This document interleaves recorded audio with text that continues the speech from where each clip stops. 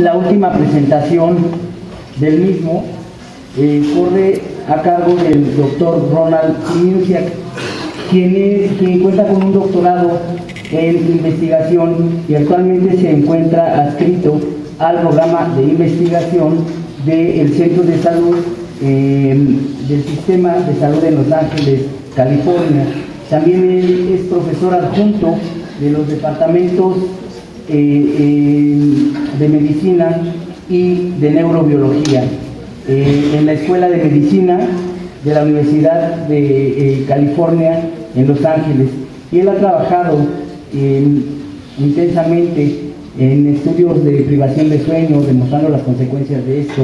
Ha trabajado con receptores, con el estudio de receptores a adenosina y las alteraciones a nivel hipotalámico en relación a la privación de sueño, y es precisamente de lo que nos viene a hablar, y le agradecemos mucho su presencia. Dr. Simiusiak, welcome to Mexico City. Thank you very much for being with us. Thank you for that introduction. Gracias por esta presentación, gracias a los organizadores por la invitación. Me da mucho gusto estar aquí. Felicidades a la sociedad por este evento conmemorativo del 10º aniversario. Voy a hablarles principalmente acerca de sistemas y circuitos que hacen que el cerebro se duerma. Pero a manera de introducción y para darles el contexto, quiero hablarles un poquito sobre qué es lo que hace que el cerebro se mantenga despierto. Hay consenso dentro de este campo en el sentido de que el alertamiento conductual y las curvas del electroencefalograma se mantienen a través de los sistemas neuronales que se originan o que están en los cuerpos celulares que están en el tallo cerebral rostral, en el hipotálamo posterior, en el hipotálamo lateral y en el prosencéfalo basal. Estos tienen múltiples firmas neuroquímicas. En el tallo cerebral, los monoaminérgicas y colinérgicas, que son sistemas neuronales ascendentes. Tenemos las neuronas de hipocretina orexina, que están localizadas en el hipotálamo y que parecen ser los reguladores del alertamiento porque lanzan proyecciones excitatorias a los sistemas monoaminérgico y coliaminérgico. Y después en el prosencéfalo basal hay partes que se conectan con la corteza y el sistema basal. Ese es un sistema de alertamiento, es una sobresimplificación. Participa en diferentes aspectos de la cognición y aspectos especializados del alertamiento. Hay una activación cerebral generalizada durante la vigilia y esto surge durante la actividad múltiple de estos sistemas.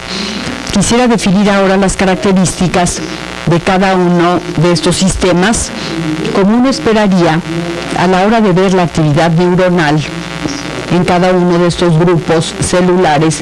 Están mucho más activos durante la vigilia que durante el sueño no REM. Hay algunas variantes en términos de la actividad durante el sueño REM.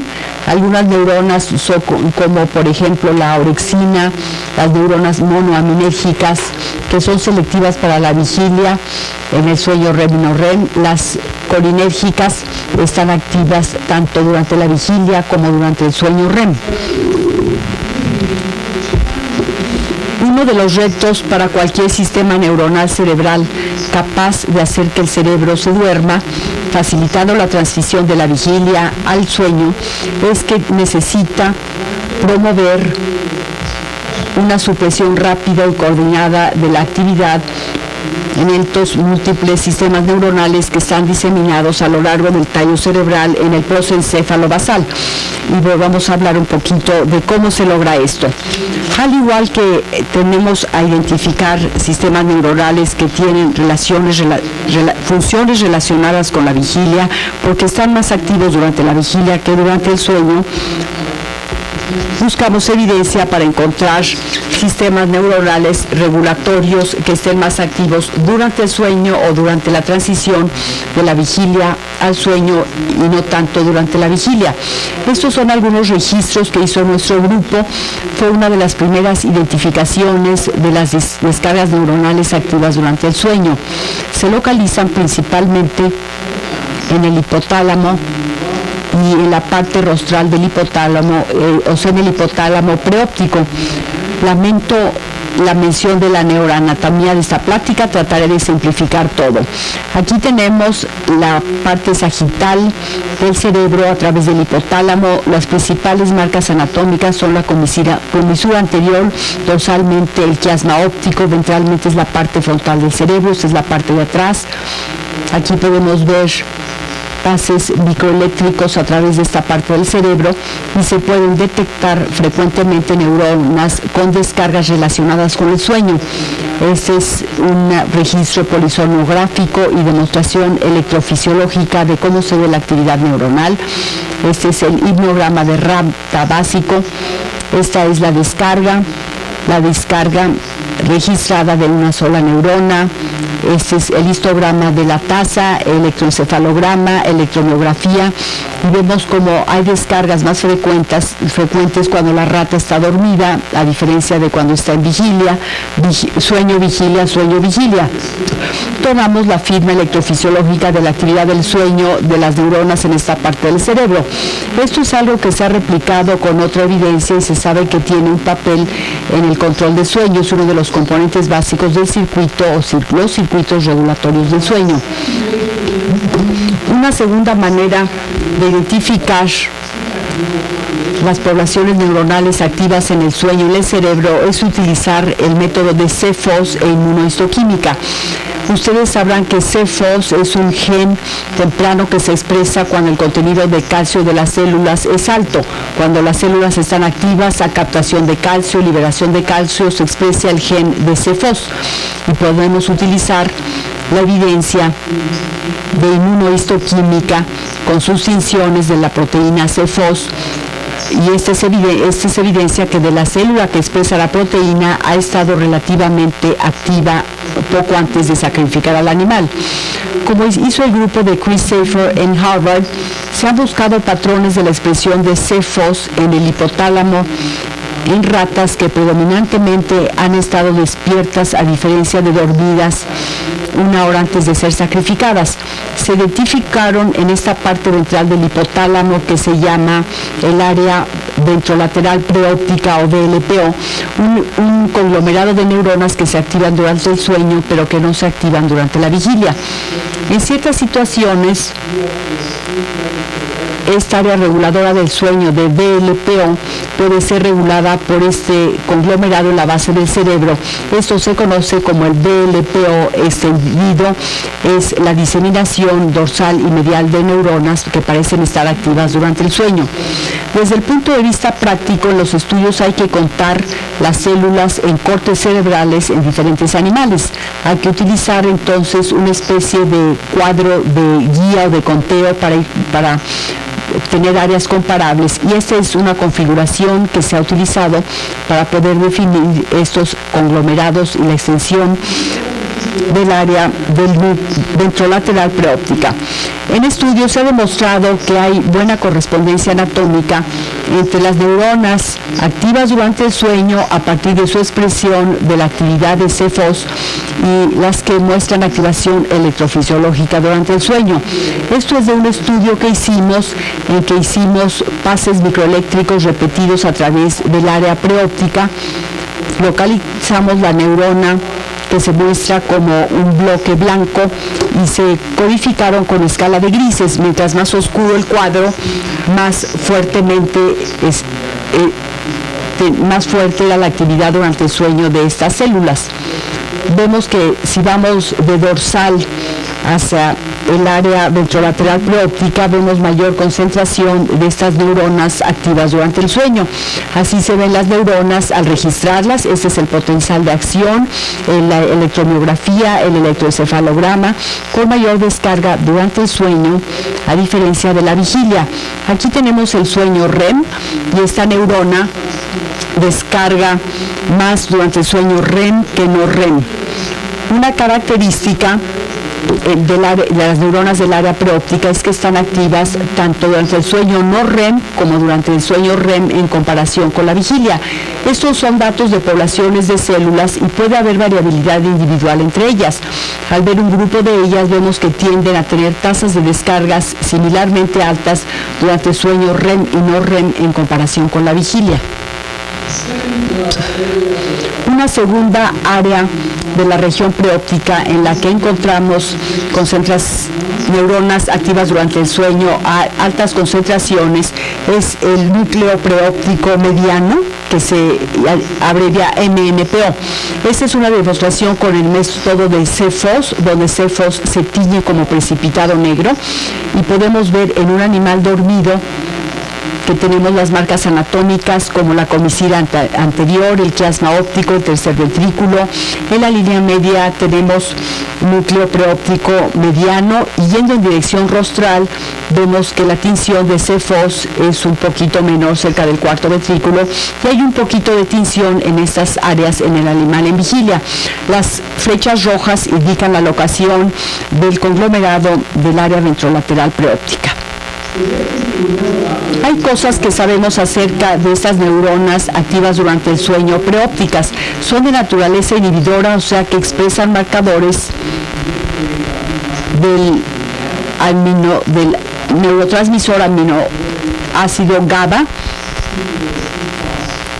Tenemos aquí el CFOS en DLPO y en MNPO, que está localizado en las neuronas GABAérgicas. Se hizo una serie de estudios mostrando que en el área ventrolateral preóptica las neuronas son de proyección y tienen proyecciones descendientes, o sea, proyectan a las neuronas histaminérgicas al núcleo mamilar del tálamo posterior y las neuronas neuroaminérgicas en la rafe dorsal y en el locus ceruleus.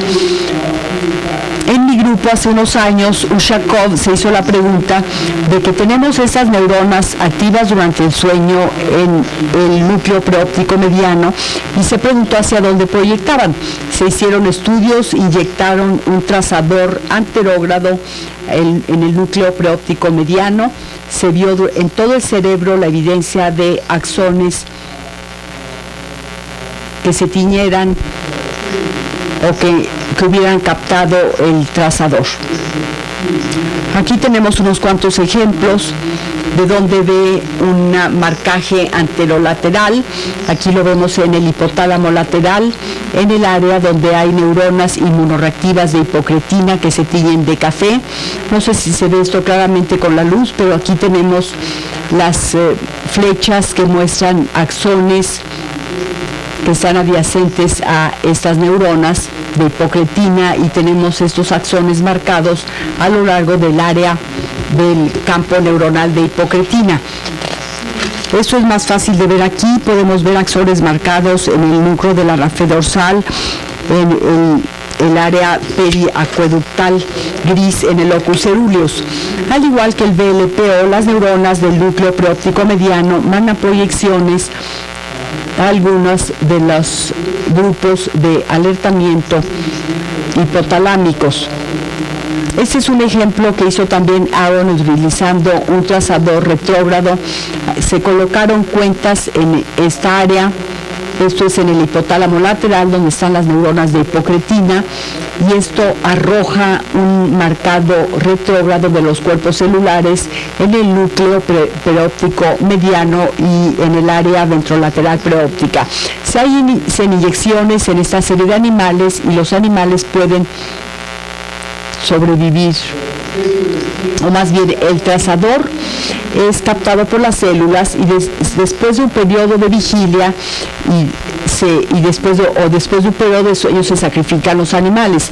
En el núcleo preóptico mediano y en el área ventrolateral preóptica vemos cuerpos celulares o axones a partir de la inyección del trazador, pero hay muchas pocas neuronas marcadas que expresan CFOS. Si Si se sacrifica al animal después de un periodo de sueño, hay una mayor densidad de neuronas que están expresando C4 relacionado con el sueño y que muestran un marcado retrógrado. Esto indica la proyección de estos núcleos preópticos al área de orexina y hipocretina que están activos durante el sueño, son un componente. Aquí tenemos otro ejemplo que muestra el mismo tipo de datos con el mismo enfoque, con inyecciones del trazador en la rafe dorsal, en el área ventrolateral preóptica. Esto es ahora ya casi un dogma en el área de la biología del sueño. Hay eventos importantes y componentes importantes en la transición de vigilia a sueño. Estos tienen que ver con la activación de neuronas GABAérgicas en el área preóptica que están mandando proyecciones descendientes a varias de los sistemas de alertamiento clave ascendentes. Hay efectos de las neuronas GABAérgicas y hay un grupo localizado de neuronas activas en el sueño en el área preóptica que ayudan a promover una supresión generalizada e integrada de la actividad en varios sistemas clave de alertamiento y por lo tanto aumentan la transición de la vigilia al sueño.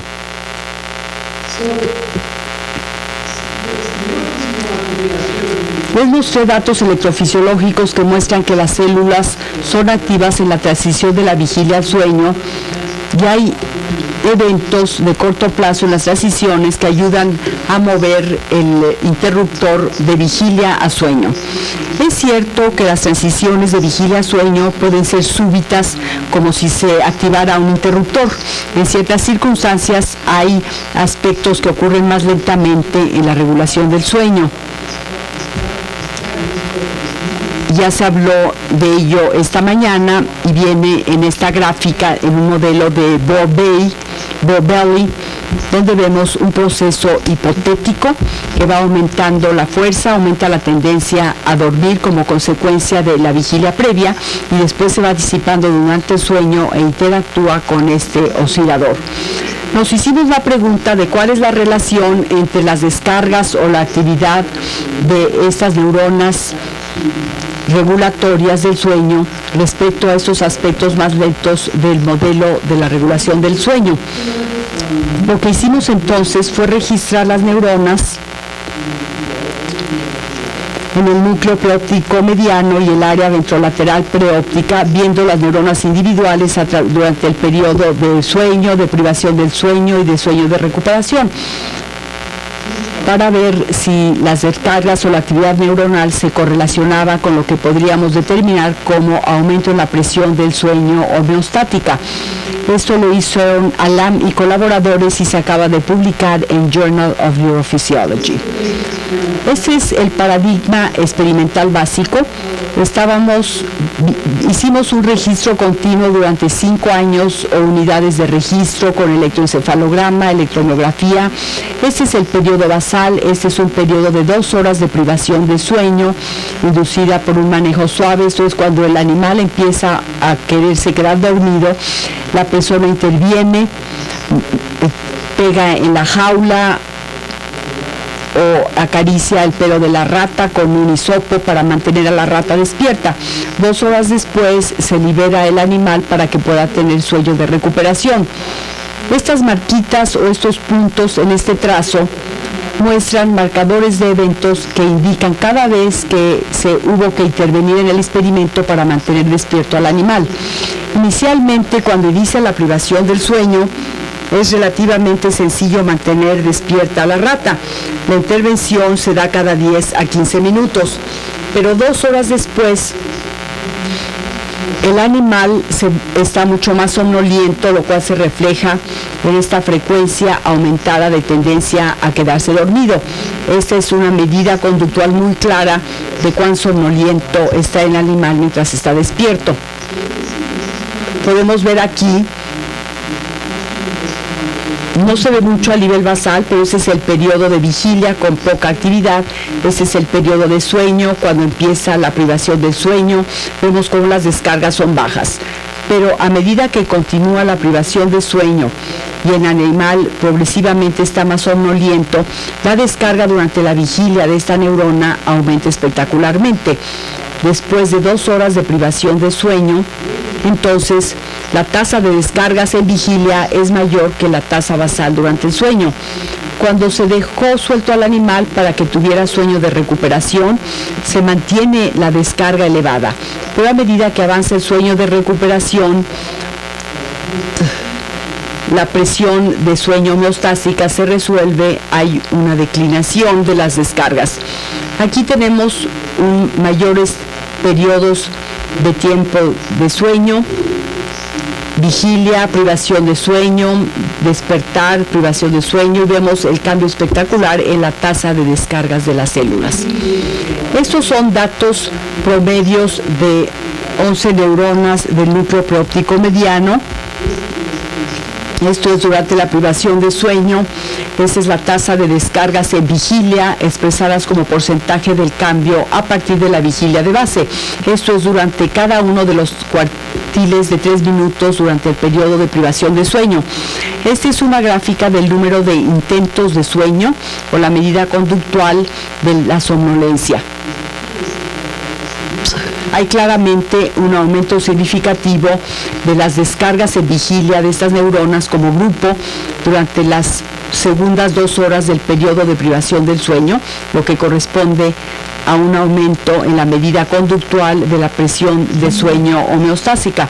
Este es el sueño de recuperación, estas son las tasas de descargas durante el sueño no REM. Y lo que podemos ver es que inicialmente, durante el periodo inicial de sueño de recuperación, la descarga de las células está significativamente elevada respecto a los biseles basales, y vemos que la actividad electroencefalográfica es el marcador de la presión del sueño. A medida que el sueño va avanzando, asociado con una declinación y menor actividad, vemos que se regresa a los niveles basales. Esto nos indica que estas células funcionan en gran medida como si fueran sensibles a la respuesta de algo como, por ejemplo, los procesos están siendo activadas en proporción con el tiempo que han estado en vigilia y en proporción a la evidencia de la presión del sueño. Este proceso después se disipa durante el sueño de recuperación y esto se refleja en la descarga de las neuronas. Hicimos experimentos similares en neuronas localizadas en el área preóptica ventrolateral. No les voy a mostrar los datos por falta de tiempo. Les diré que en gran medida son similares. Las neuronas ventrolaterales preópticas muestran esta tendencia durante la privación del sueño, no tan dramática las del núcleo preóptico mediano, y vemos aumento en la tasa de descargas durante el sueño de recuperación.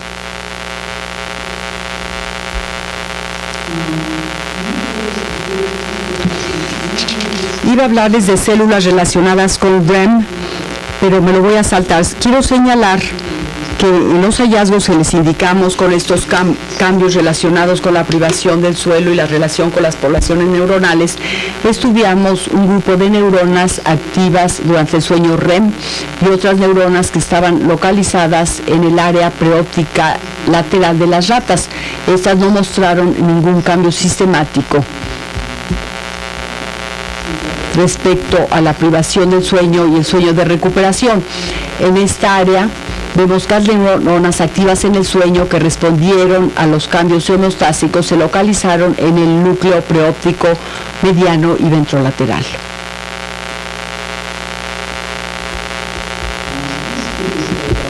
Me voy a saltar esto sobre las células activas durante el sueño REM.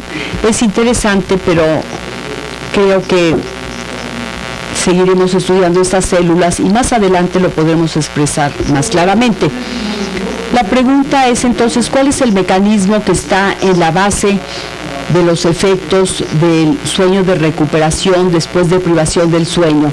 ¿Hay una señal neuroquímica en estas neuronas o señales neuroquímicas que pudieran explicar los cambios que estamos viendo con la privación de sueño?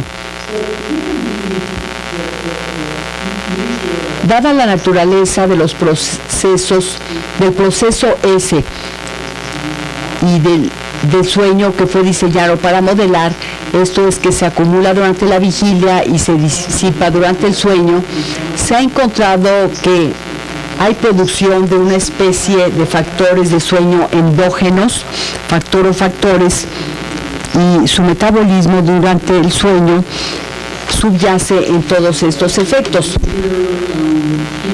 Uno de los principales candidatos y probablemente el factor de sueño endógeno que tiene mayor evidencia de la homeostasia del sueño es la adenosina. La adenosina entonces se produce como un producto secundario del metabolismo de ATP, refleja niveles de energía que utilizan las células.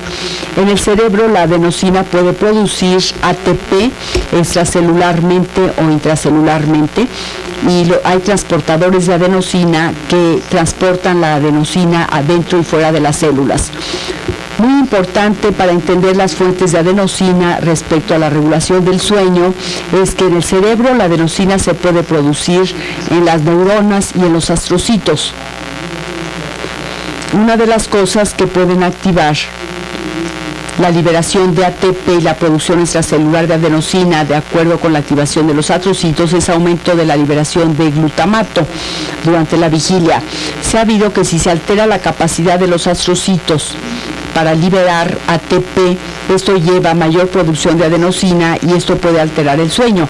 Hay que recordar que la adenosina que puede participar en el sueño no necesariamente se origina únicamente de las neuronas, sino también una fuente importante son los astrocitos.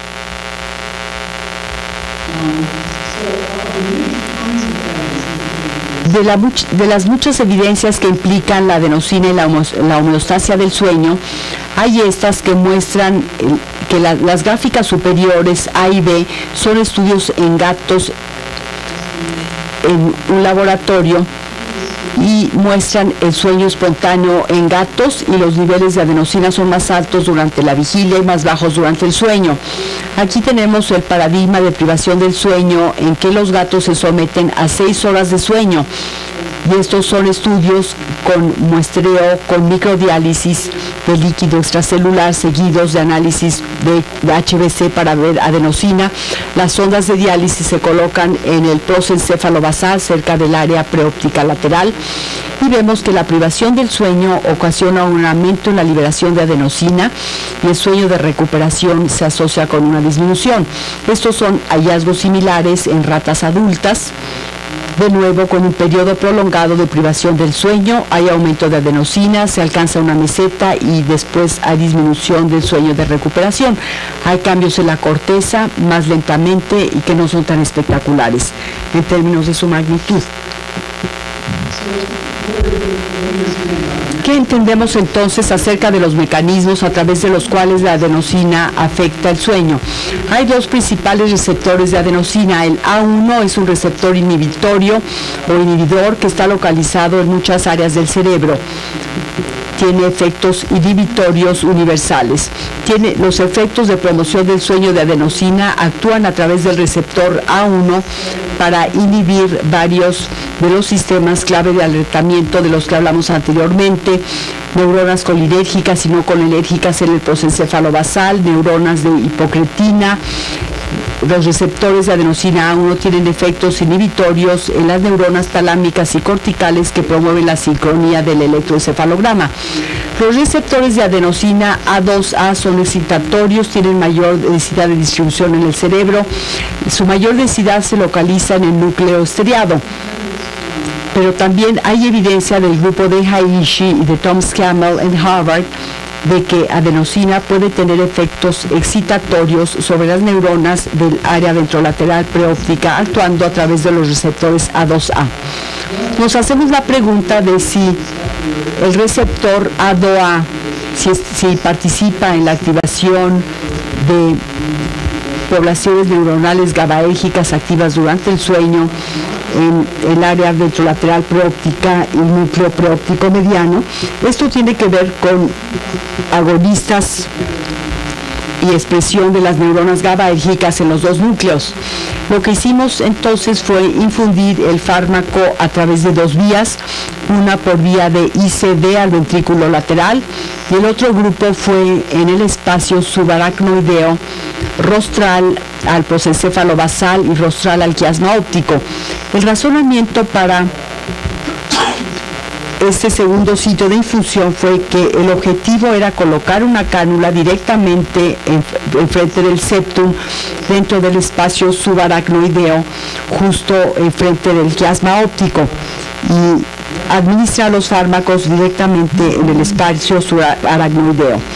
La razón de hacer esto es que es una manera muy efectiva de aplicar el fármaco en el núcleo preóptico, que está precisamente aquí, justo adyacente al líquido cefalorraquídeo subaracnoideo, en el septum. Y el área preóptica ventrolateral está en la base del cerebro, en contacto inmediato con el líquido cefalorraquídeo subaracnoideo en la cisterna quiasmática localizada allí. Trabajo del grupo de Haishi ha mostrado que microinfusiones de la prostaglandina D2 endógenas son más efectivas si se colocan en esta parte del espacio subaracnoideo.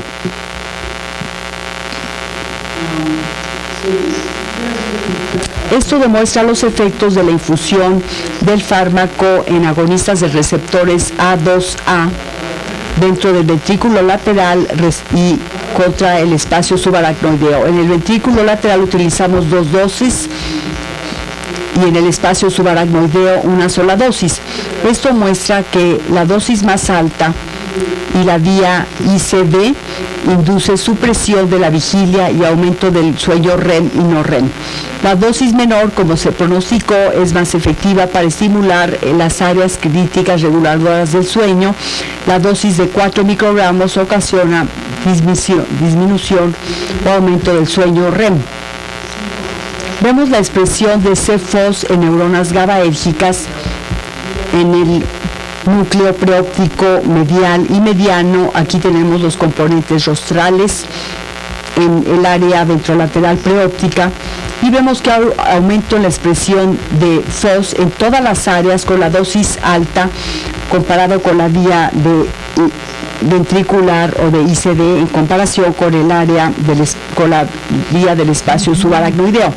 Esta es una importante condición de control porque la infusión del fármaco induce sueño.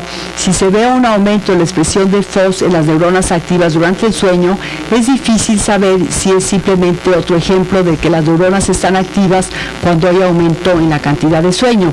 Aquí difundimos el fármaco, pero mantuvimos a los animales despiertos 2 horas después de la infusión, antes del sacrificio. Vemos que aun cuando no se permitió a los animales dormir, sigue habiendo un aumento en la expresión de FOS en la población neuronal GABAérgica en el área ventrolateral preóptica y en el núcleo preóptico mediano. O sea, se pueden activar las células de manera independiente. Un segundo experimento que hicimos fue tomar un antagonista del receptor A2A. Esto es un fármaco que bloquea los efectos de adenosina en el receptor A2A. Lo infundimos durante un periodo de privación del sueño. El paradigma fue que durante 3 horas tuvimos privación del sueño, esto es de DT2. Durante las últimas 2 horas infundimos este antagonista de A2A. Permitimos 2 horas de sueño de recuperación a los animales, se les sacrificó y cosechamos tejido cerebral. Aquí hay un aumento dosis dependiente de la vigilia, disminución o dosis dependiente del sueño no REM durante el sueño de recuperación de 2 horas como consecuencia de la infusión del fármaco que se administró durante la privación del sueño. Aquí tenemos las cuentas de células FOS con disminuciones dosis dependientes en el área ventrolateral preóptica y núcleo preóptico mediano. Vemos que la presencia del antagonista de A2A disminuyó la respuesta homeostásica durante el sueño de recuperación. Esencialmente, tratamos de llevar este hallazgo a los estudios de una sola unidad para determinar si el antagonista de A2A de manera más directa era importante para ocasionar los cambios homeostásicos de la actividad neuronal en las neuronas del área preóptica ventrolateral. Como anteriormente combinamos los haces de microalambres con la actividad neuronal con una sonda de diálisis colocada adyacente a los electrodos de registro para poder administrar el medicamento o revertir la diálisis. Registramos las neuronas en un estado basal, introdujimos el líquido cefalorraquídeo a través de la sonda de diálisis y después cambiamos el fármaco al fármaco. Administramos el medicamento alrededor del área de la sonda de diálisis para registrar la actividad neuronal. Veíamos los efectos agudos de la administración local del fármaco sobre las descargas neuronales. Hicimos esto con nuestro paradigma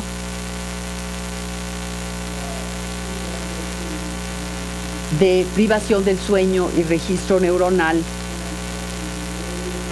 Esto es lo que mostré anteriormente. Tenemos un periodo basal, una neurona activa durante el sueño, el periodo de privación de sueño, vemos la segunda mitad de privación de sueño, vemos como hay un aumento, pero antes de que permitiéramos al animal tener sueño de recuperación, dimos una infusión local del agonista de A2A durante 15 minutos.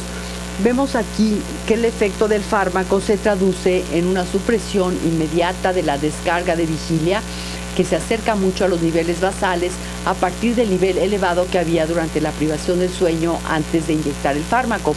Y ello también suprime la descarga no relacionada con REM de la célula durante el sueño de recuperación.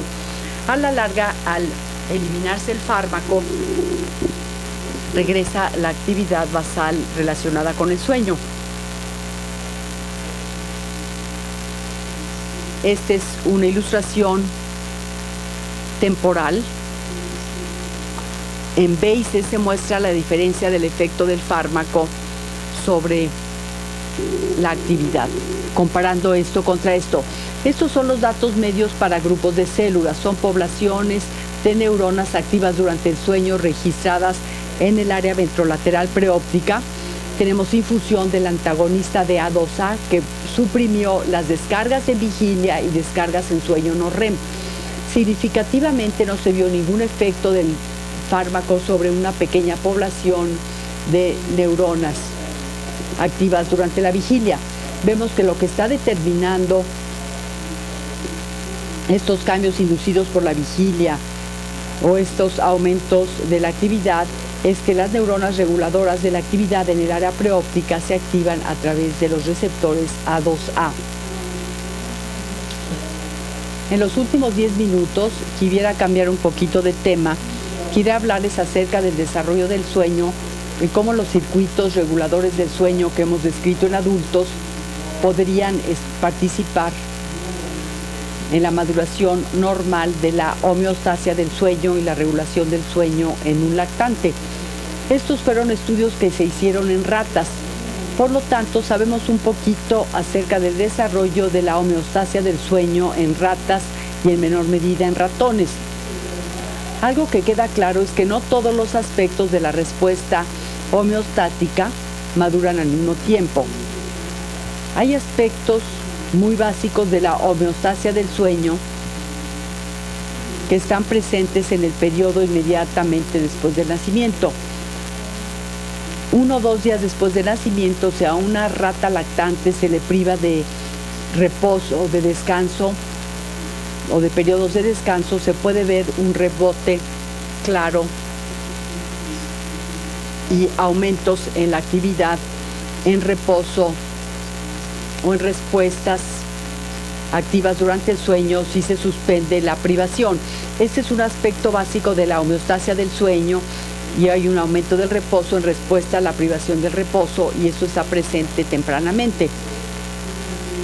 La diferenciación entre sueño y vigilia en el electroencefalograma en ratas surge en los primeros 10 a 12 días. Esto es controvertido, se ha estudiado ampliamente. Lo que pensamos que es el biomarcador clave de la presión del sueño homeostásica, esto es aumento en la actividad de las ondas lentas del electroencefalograma. Esto es algo que no ocurre sino hasta el día postnatal 20 a 24 en las ratas. Más o menos en ese momento empezamos a ver evidencia de consolidación del sueño en respuesta a la privación del sueño. Nos interesó entonces tratar de entender cuál es el papel de cualquier maduración o cualquier cambio en la actividad de las neuronas reguladoras del sueño y de los circuitos que caracterizamos en adultos sobre el desarrollo de la homeostasia del sueño en ratas. En particular, tenemos medidas de actividad del núcleo preóptico mediano y ventrolateral preóptico durante la cuarta semana postnatal de día 21 a 30. No queda claro cuán dramáticamente cambian las cosas en la cuarta semana postnatal. El estudio inicial lo hizo Gviglia de nuestro grupo. Lo vemos aquí. Estas son un diseño con medidas repetidas. Son las mismas ratas. Se estudiaron durante un periodo basal en el día postnatal 21. Aquí después de 2 horas de sueño de recuperación en el día postnatal 22. Esta es la misma rata estudiada durante el nivel basal en el día postnatal 29 y 30. Lo que podemos ver aquí es que si vemos el sueño basal en comparación con el sueño de recuperación después de la privación, hay una respuesta electroencefalográfica. Vemos aumento de las ondas lentas aquí contra aquí. También se ve un aumento en la cantidad de sueño, pero de hecho no hay ningún cambio en el sueño consolidado. No se ve ningún cambio en la duración de los episodios de sueño durante el sueño de recuperación. En el día postnatal 30 vemos aumento en la actividad delta electrocardiográfica y se necesita una mayor maduración de la expresión de delta durante el sueño. Pero también hay un aumento en la duración de los episodios en el sueño de recuperación. Quizás no se pueda ver muy claramente la figura, pero estos son los datos promedios que se muestran en tabla. Tenemos espontáneamente una recuperación de P21 y sueño de recuperación 29 y luego 30. Esto demuestra que se ve la respuesta homeostática basal de aumento en el sueño, en la vigilia. No se ve ningún cambio en las alteraciones de sueño no REM. Pero aquí sí tenemos un aumento de la duración en ratas más jóvenes. Vemos los valores absolutos del poder del electroencefalograma y vemos que hay una mayor maduración del sistema de generación de ondas lentas. Estas son cuentas de células de CFOS-GAD en el núcleo preóptico mediano. Tenemos las ratas P22 en blanco y las ratas P30 en negro. Vemos la privación de sueño sin oportunidad de sueño de recuperación. Esto es, se sacrifica a los animales inmediatamente después del periodo de privación del sueño. Ese es el periodo de recuperación después de la privación de sueño. En ratas P22 vemos que hay un aumento significativo de las cuentas celulares de FOS-GAD en un periodo contra el periodo espontáneo. Esto es distinto a lo que vemos en adultos, pero hay cambios espectaculares en la expresión de FOS y de LPL en P22 respecto a P30. La privación del sueño sin sueño de recuperación es más alta que con sueño espontáneo y el sueño de recuperación es intermedio entre ambos. Aquí tenemos el patrón, exactamente las mismas condiciones y medidas de desenlaces en ratas adultas. Vemos que para P30 o día postnatal 30 ha habido una maduración de la capacidad de respuesta de las neuronas GABAérgicas y los cambios en la presión homeostásica. Esto nos ayuda a identificar la cuarta semana postnatal como un periodo delicado o sensible para la maduración de estas células en circuitos regulatorios del sueño. Aquí tenemos los datos del área preóptica ventrolateral. Suenan mucho más espectaculares porque a P22 no hay ningún efecto de ninguna condición sobre las cuentas de células de FOS, GAD y NPO. Para este momento empezamos a ver ya los inicios de una respuesta, empezamos a ver aquí aumento. En el VLPO vemos una disminución respecto al sueño espontáneo comparado con la privación del sueño y vemos un aumento de la activación durante el sueño de recuperación.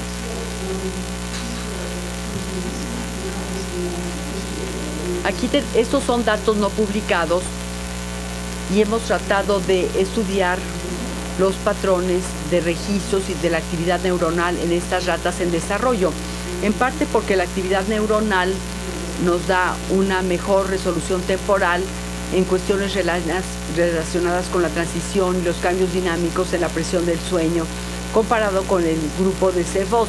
La debilidad del grupo de CFOS es la lentitud de la síntesis proteica y después la degradación proteica. Fue un logro térmico que se logró en un grupo que logró registros neuronales estables en ratas tan pequeñas como en la semana postnatal 19. Este es un ejemplo de una rata P21 con estos registros en el núcleo preóptico mediano durante el sueño natural y la vigilia. Lo primero que vieron fue ver la descarga dependiente del estado en P30 y P21. Aquí tenemos los diferentes tipos de sueño vigilia, sueño REM y no REM. Esto está indicado por FOS. Las neuronas preópticas medianas son sensibles al estado en P22. Vemos aumentos de vigilia activa, vigilia tranquila, sueño REM y sueño no REM. En P30 se ve, yo diría, una maduración significativa hacia el patrón de los adultos.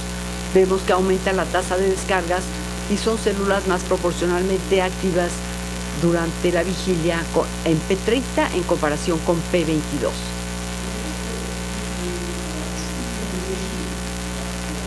Se utilizó también el paradigma de privación del sueño.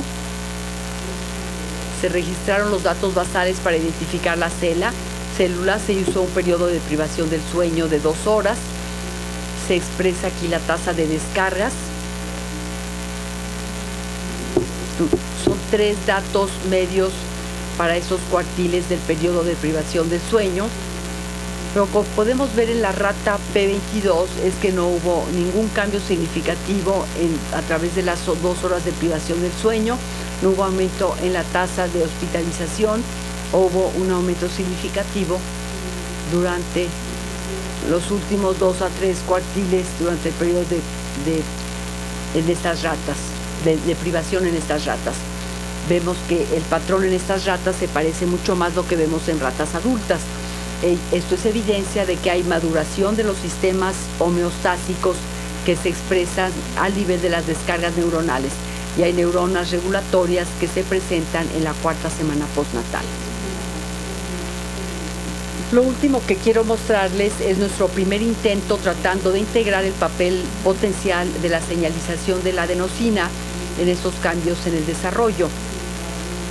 Lo que hicimos en correlación con Radica este año y Cronchak en la Universidad de Harvard, en el sistema de veteranos de Boston, fue medir los niveles extracelulares de adenosina en el área preóptica lateral de P22 contra P30 en estas ratas dentro del contexto de la privación del sueño. Esto para determinar si había alguna diferencia en la capacidad, ya sea de los sistemas neuronales o de los astrocitos en esta parte del hipotálamo, para poder producir adenosina en respuesta a la vigilia sostenida. Estos son los datos que tenemos aquí, son los datos que tenemos, 1, 2, 3 horas de privación del sueño, 2 horas de sueño de recuperación. Estos son niveles de adenosina extracelulares evaluados con microdiálisis y HPLC, todo se mide como porcentaje de la línea basal. En el animal P22 no hubo ningún efecto o cambio en los niveles de adenosina durante privación del sueño o sueño de recuperación. En las ratas P30 se tiene el patrón del adulto con aumento de la densidad de adenosina en respuesta a privación del sueño y un aumento durante el sueño de recuperación. Esto sugiere que parte de los cambios ambientales o cambios de maduración se llevan a cabo y de acuerdo con la variabilidad de astrocitos en esta parte del cerebro, se altera el metabolismo y se ocasionan cambios en los niveles de adenosina. A manera de resumen, lo que he tratado de mostrarles es que hay acuerdo razonable en el campo de que estas neuronas GABAérgicas en estos sitios son pasos importantes para pasar de la vigilia al sueño.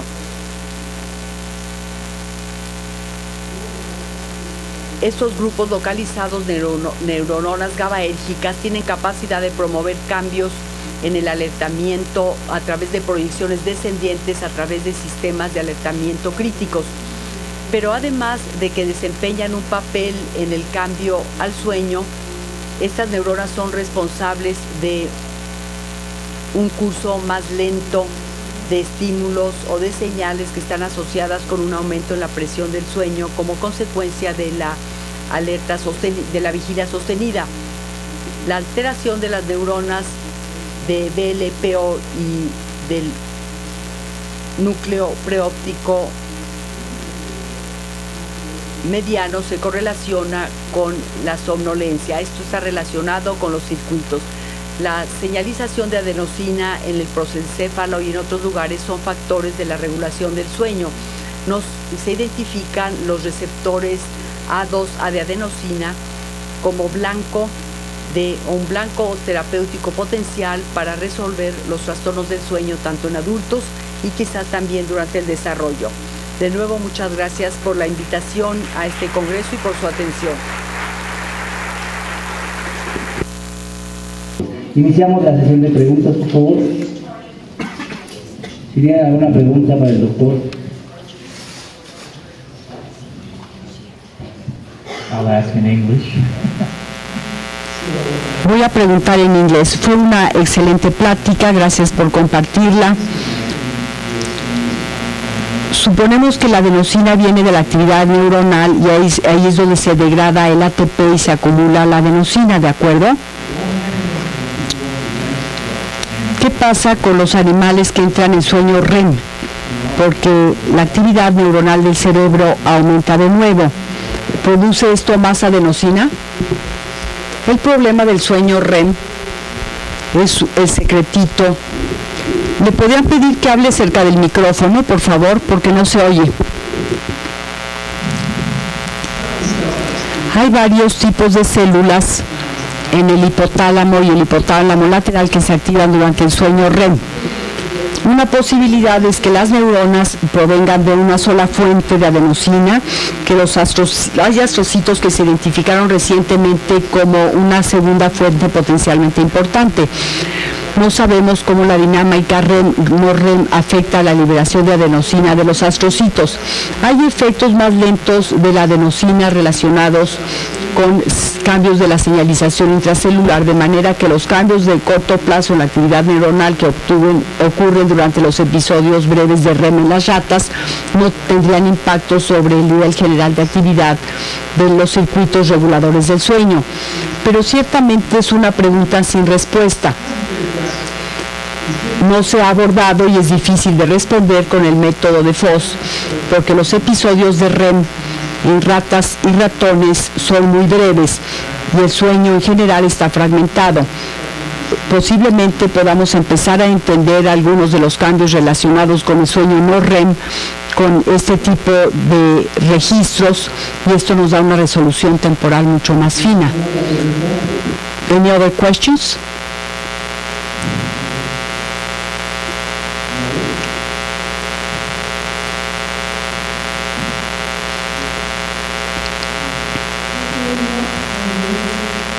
Gracias por una excelente conferencia. Voy a hablar en español. La duda de qué pasa. ¿Sí se escucha? Sí. ¿Sí?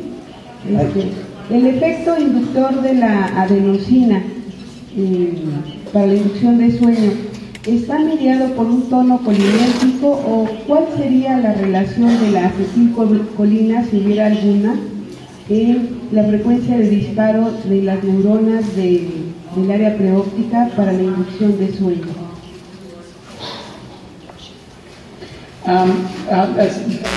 Es una excelente pregunta. Mi respuesta sería que la transición inmediata de vigilia a sueño realmente tiene que, o más bien el último paso, tiene que ver con un aumento en la descarga neuronal de las neuronas GABAérgicas que ocasionan un nivel final o supresión de niveles umbral en diferentes niveles de alertamiento que incluyen el sistema colinérgico. Los cambios en los niveles de adenosina actúan como para hacer que el sistema logre equilibrarse más hacia el sueño y no tanto hacia la vigilia. Si tenemos inhibición de adenosina mediada por A1 que va a dar menor tono colinérgico y vamos a tener cierta activación del sistema del sueño. Es una especie de ejemplo de lo que estamos experimentando durante la somnolencia extrema cuando estamos despiertos, a diferencia de la privación del sueño. Hay disminución del tono colinérgico, aumento de la actividad GABAérgica en el sistema regulatorio, el nivel de vigilancia se disminuye y la capacidad de inclinar el sistema de vigilia-sueño se va del lado del sueño. Se puede reducir el tono colinérgico, pero es un efecto mucho más lento de la adenosina. El evento más próximo es la ráfaga final de disparo de las neuronas que va a hacer que el sistema o que va a hacer que el cerebro se duerma. Muchas gracias. ¿No esperarían ver más actividad en las neuronas del núcleo preóptico mediano y del área ventrolateral preóptica en animales más jóvenes?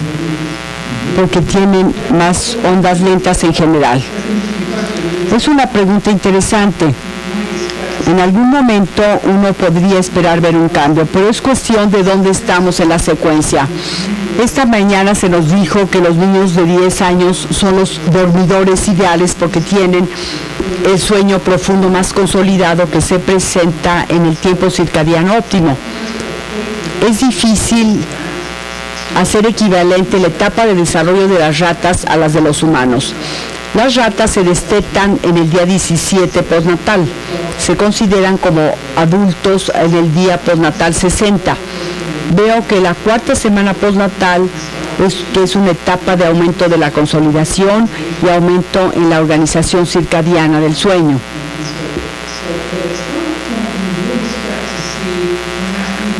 Uno esperaría que para P40 o P50 podrían tener mayor activación respecto a los adultos y a la larga esta actividad declina, así lo interpretaría yo.